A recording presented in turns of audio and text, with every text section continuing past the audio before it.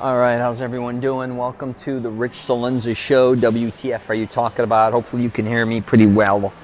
I'm actually in a mall and shit just comes to me and I just want to, do a quick podcast or something instead of waiting to find a place that's quiet, either going back to my hotel or my place or go in the car and sweat your ass off. You got to put the air conditioning on. You can't hear that either. And no matter what restaurant, hotel, mall, anywhere you go, it's loud now. It's not easy to find somewhere quiet, not even coffee houses, anywhere. No one shuts the fuck up. So anyways, I'm in Tampa, Florida over here.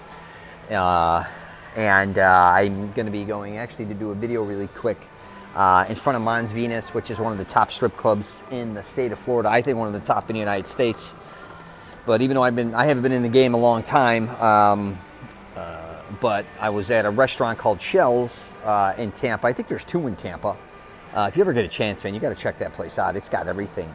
I've been eating there for like 40 years, but it originated out of Orlando, Florida. We used to go there all the time. It didn't originate there, I'm sorry. There used to be a bunch there when I was younger we'd go to, and then they went out of business, but there's still a couple. They probably got the most affordable seafood, I think, out there, at least that I see in the United States. One of them, fresh seafood. They got like pili to shrimp. They got, obviously, lobster, clams, grouper, mahi-mahi. They got everything in that, you know what I mean? Anything that you want to eat. Even their sides are great, but they're famous for a shrimp pasta. I would just go light on the garlic with that. They're heavy duty with garlic over there, so be careful. But their sides are really good because they have potatoes, coleslaw, and they even mix in the orange. What is that, the mandarin orange or whatever the hell they call that? But it's tasty. They got some good stuff. Even their fish sandwiches, their drinks are cool. And again, it's affordable, man. I'm telling you, for seafood, they even got the little neck clams you could get, oysters. It's like that old school oyster bar in the 80s that everybody used to go to, So, but I'm going to go do as soon as you hit Tampa, that's all you see is like some dirty shit. Obviously, there's a store we just passed, Secrets, but they're one of, I'd say if not, I haven't been in the game a long time, and I said I'm going to do a podcast on this because people talk about it to me all the time, so I'm creating a Mastering Self-Confidence program, helping men find the woman of their dreams, even if they've been through a bad breakup or divorce. And a lot of guys been hitting me up, and a lot of them like to go to strip clubs, especially young dudes. Now, my father owned a club, nightclub, bar, whatever, until I was like 14. And then he moved to Florida, and I started going in gentlemen's clubs, I think at the age of 15, roughly, collecting money. And that's in the heyday when Orlando, Florida really was, I think, the mecca for strip clubs. Michael J. Peters, the owner, he had the original Dollhouse there. He opened, then he opened Baby Dolls. I think he did it. And then he did Pure Platinum. And then even in Castleberry, you had places like Circus Circus. You had Club Juana, which I think at one time was the only full nudity strip club able to sell liquor. So, and then Rachel's opened. They kind of came on the identity of being a steakhouse, which that one I think at Castleberry may or may not be open. I don't know anymore, but there's a big one by the Orlando airport. If you come in for conventions, or even if you come in for Disney, which is crazy, they picked an area. I think it's Taft. My father used to live over there, and how they got away, I think, with opening that strip club there near the airport, because I'm pretty sure Disney fought them. Was what they did was they found, I think, a non-incorporated area, so they were able to build that there. So if you're leaving, coming, or going to the airport, all you see is billboards on Universal, Disney, SeaWorld, things in that nature, and all of a sudden you see this huge gentleman's club called Rachel's. And actually my lawyer was the lawyer that actually fought to get them guys to get those licenses open. And the original Rachel's, I used to see a lot of celebrities in there. We didn't actually have equipment there. We had equipment all over the place, but we never did Rachel's. But I knew the owners and the girl who dated the owner. Her logo was her legs. If you go back to the old days, if you see all over were Rachel signs, billboards all over Central Florida. And her legs were the ones, it was a skyline city, and then her legs were the legs. And she was a sexy, tall blonde. She also waitressed there because their food was delicious in Castleberry. I'll never forget, even their peas were great. I was like, what the fuck? This place is great. They had great prime rib. And I didn't necessarily hang there, but a lot of family members and friends would come. And then they'd want to go to Rachel's. Obviously, it started to become very well-known, famous. I used to see a lot of celebrities. I'm not going to start naming them here. And you used to be able to go. They had 2 floors. The top floor was actually downstairs was just topless. Upstairs was full nudity, and they had showers. You could pay for women to take showers, so a lot of bachelor parties and stuff we used to sometimes do. We'd run in there because the dollhouse wasn't really set up that way, even though I knew all those guys. But to make a long story short, so I'm not even going to, but here's some quick tidbits regarding some history regarding strip bars. Is I think, and I mentioned this, I think on my program, I may have even mentioned in some videos where I think lap dances that I've seen, and I've traveled to obviously a lot of those places, and lap dances I think were originally out of Castleberry, Florida, in a place called House of Babes, and it was for really the Navy guys because it was 18 and up, but they didn't serve any alcohol. I think they sold maybe near beer, but it was mainly all soda, pop, and juices.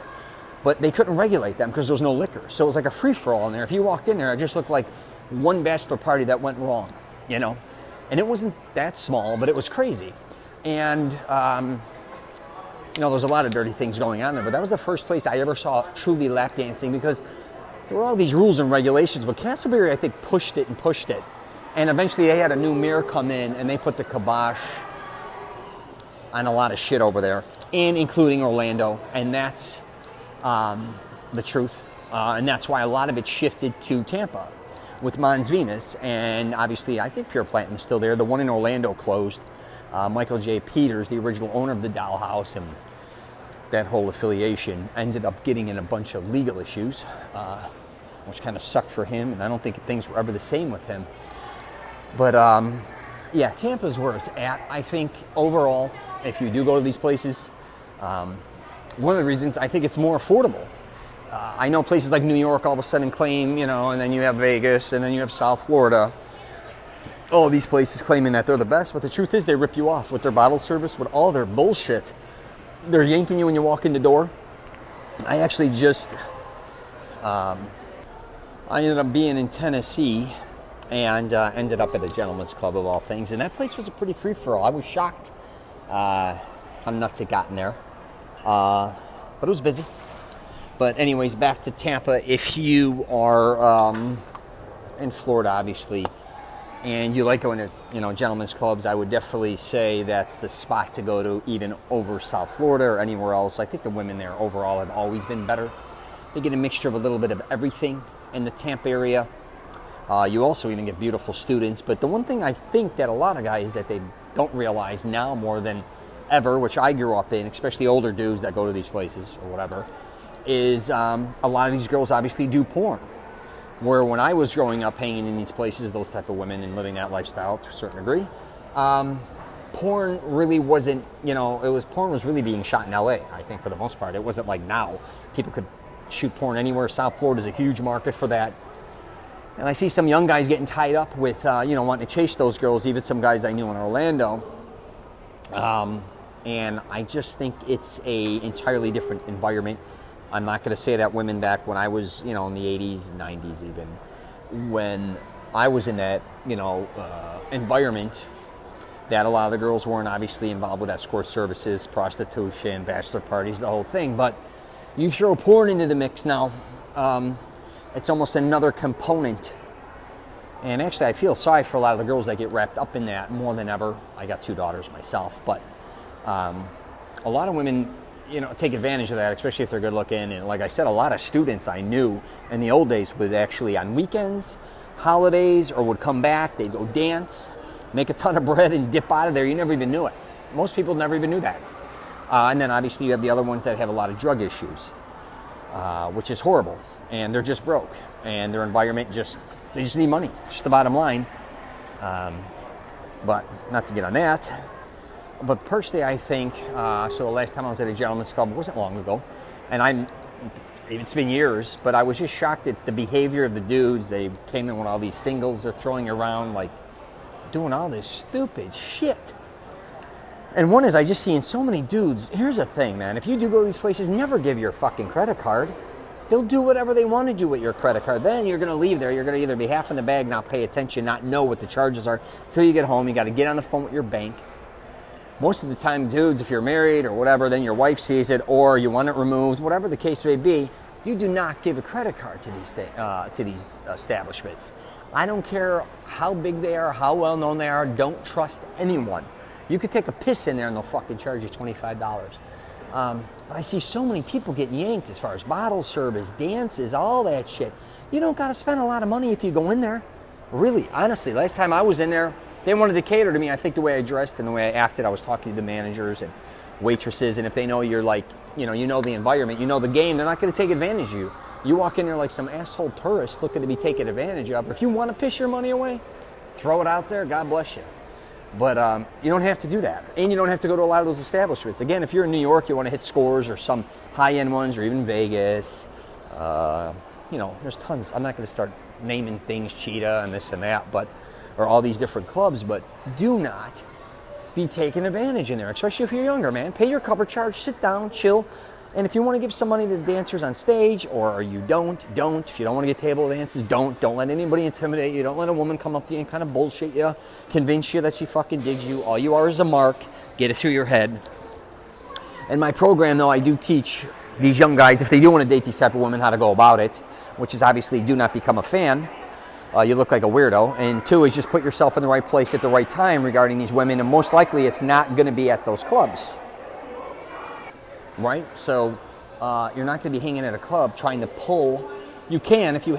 It's a catch-22. Here's the deal with strip clubs or gentlemen's clubs, meeting women. If you hang there too much, you're a creep.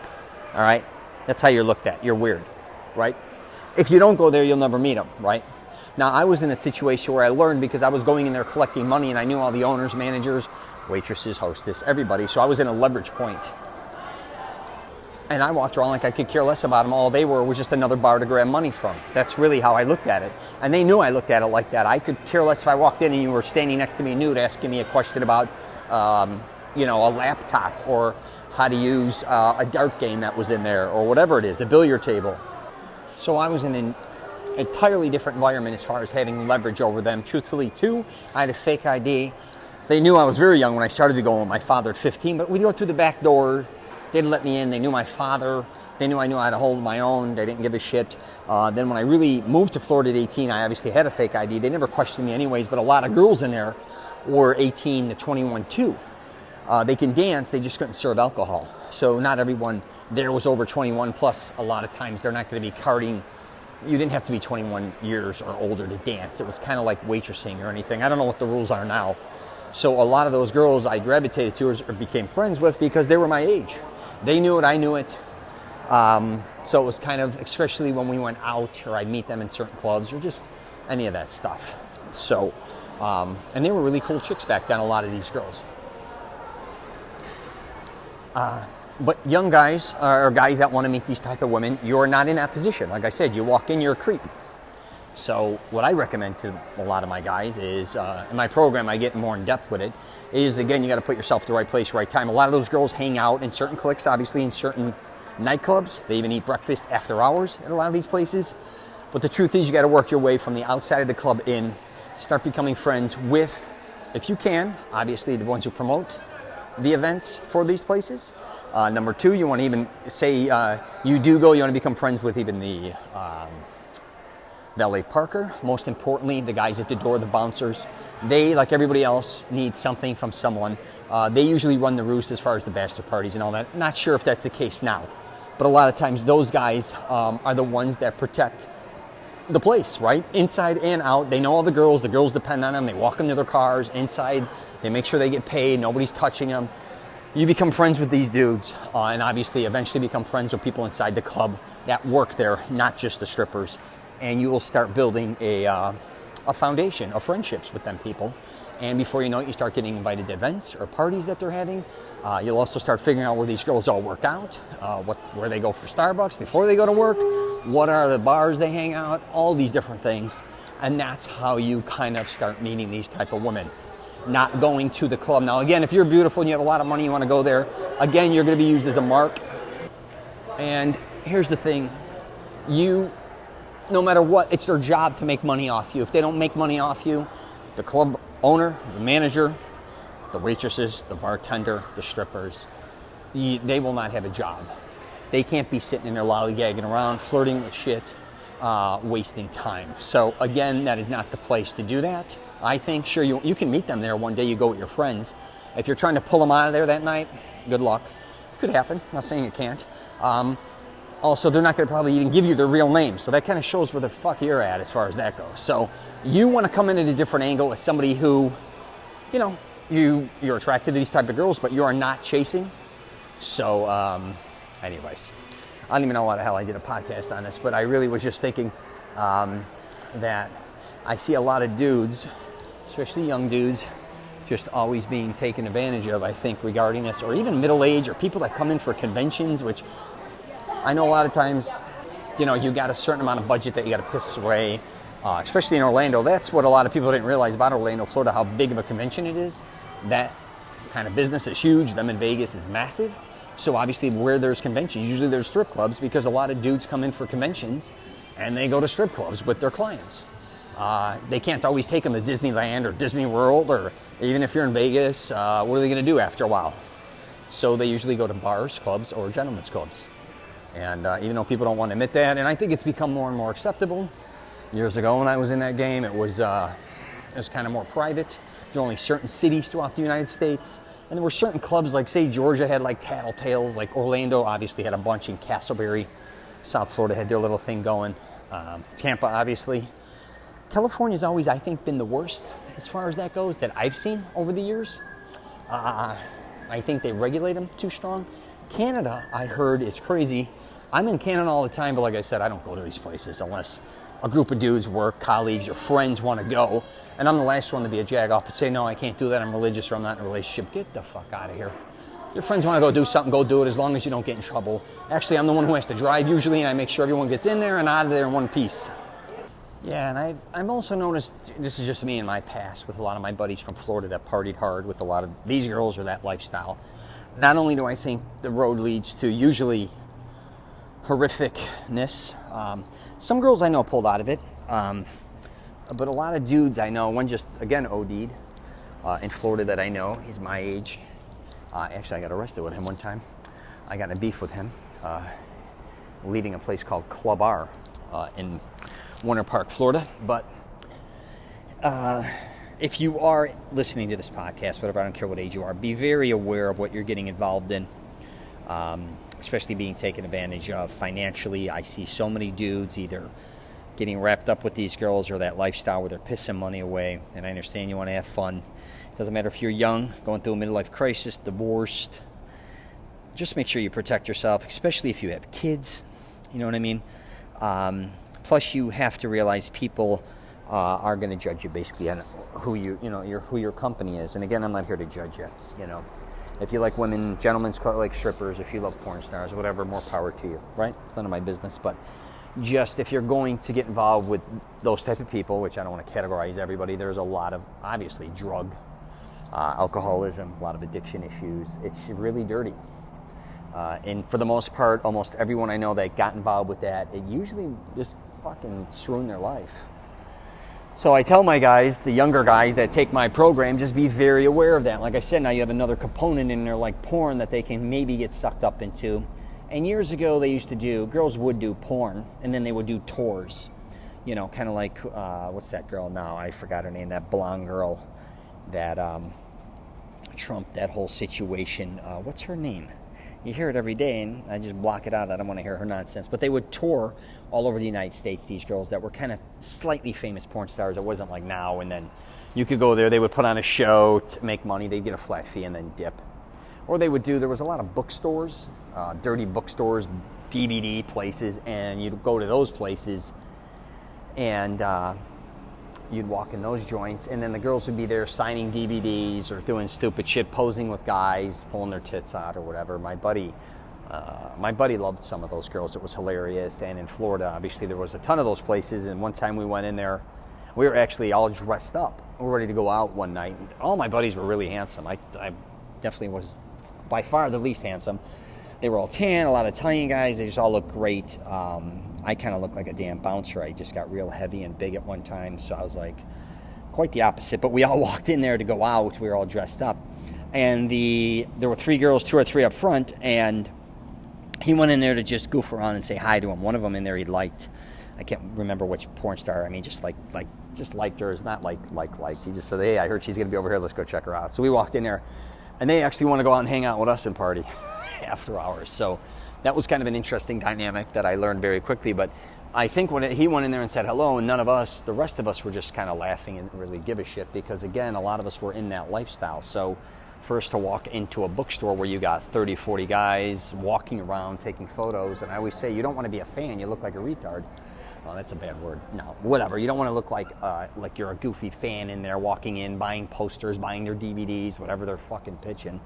You meet them, you don't give a fuck. They're just like everybody else. And I don't mean to disrespect them, but if you treat them like anyone else, that's all they really want, is to be treated normal for the most part. I mean, don't get me wrong, they want attention. That's why they do what they do. See, a lot of people don't realize about strippers is they're dying for attention. They're always like, oh, there's daddy issues or this or that. That's not necessarily always the truth. They want to make money and they want attention, believe me. What happens, though, a lot of times, too, is, or they need money like everyone else, but for you to actually go up in there with a 3-inch, 4-inch, 5-inch heel and dance either topless or full nudity, there's a reason you're doing that, right? It's not easy to do, one, and you're pretty good in that spotlight position, I call it, right? And one thing I always found quite interesting about a lot of strippers I knew, they didn't obviously even want to be strippers. They were actually, a lot of girls, I used to always be in malls, like I am right now shooting this damn thing, but I was always in malls and I'd meet a lot of girls selling clothing lines and men's stores, or even all these different things if I went with girls, and a lot of girls from the malls would end up going to work for these places, but a lot would end up waitressing. Or if I was in a lot of, which I was in a lot of bar, restaurants, nightclubs, they knew they had the opportunity to make a lot more money by going to work in, obviously, a gentleman's club, especially a high-end one. They can make more money in one night than they would basically do in a week, right? That makes sense. But a lot of times they obviously go there to waitress or bartend. I wouldn't say bartenders, but a lot of waitresses would go there. And before you know it, they start hanging out with those groups, and then they start seeing the monies the strippers make, and then it kind of proceeds there.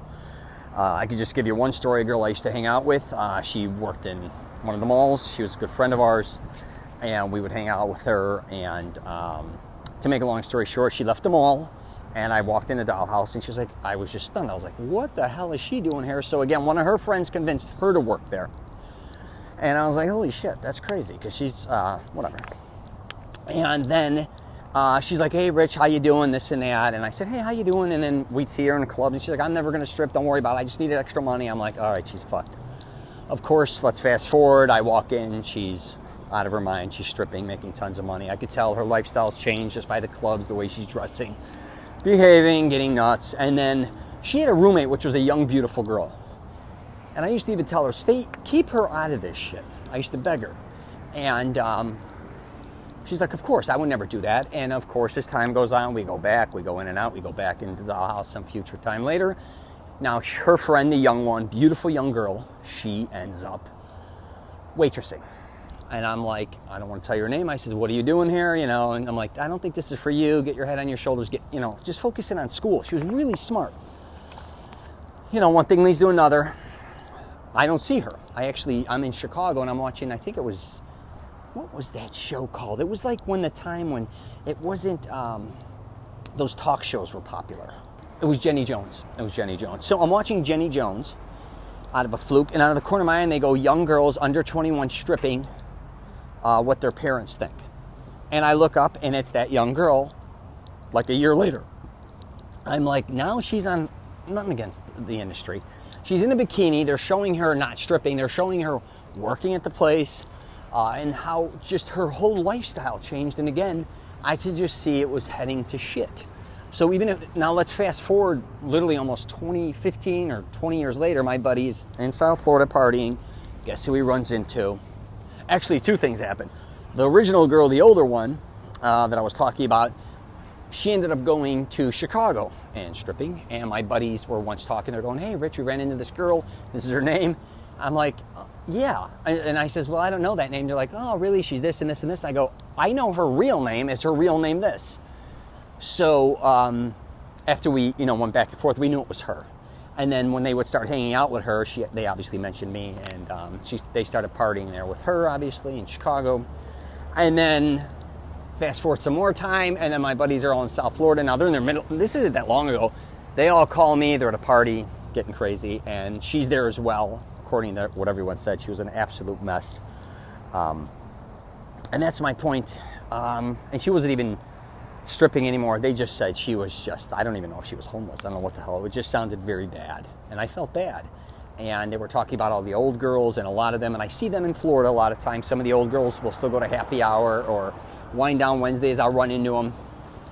Some pulled out of it, but some are just a fucking disaster. So I look at them and I just look at a lot of young guys. I'm like, this is what you're going to look like a lot of times, even though you may not have that hard of a life, don't get me wrong. But don't get caught up in that lifestyle for long periods of time. It's almost, I realize too, in the bar, nightclub, all that industry, it's hard to escape. And I've been talking about this with my girlfriend, that my life, I looked at life, from like 2 years old or whatever, I got married, mid-20s, late 20s, whatever. My life was always on 100 miles per hour. And, you know, you're in all these different bars, restaurants, gentlemen's club, everywhere. And you know everybody, and it's hauling ass. I was traveling, we were gambling and doing all this crazy shit. And then I wanted to shut it down. That's why I really loved, when I got married, I was ready to shut it down for a long time. Which I did until I got divorced, like 15 years later. And I had a wonderful marriage, and but then I realized as soon as I kind of got divorced, after like a year, I didn't want to be bothered. I started traveling again and then kind of falling back into that lifestyle. I kind of fell more into it because I went to San Diego, so I was kind of floating between there, LA, New York, obviously Florida. It's just it got crazy again. And now that I'm kind of slowed down again, I'm almost 50 years old, thank God.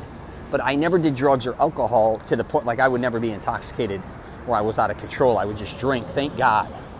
But I can only imagine if I had addiction issues, what would have happened to my life.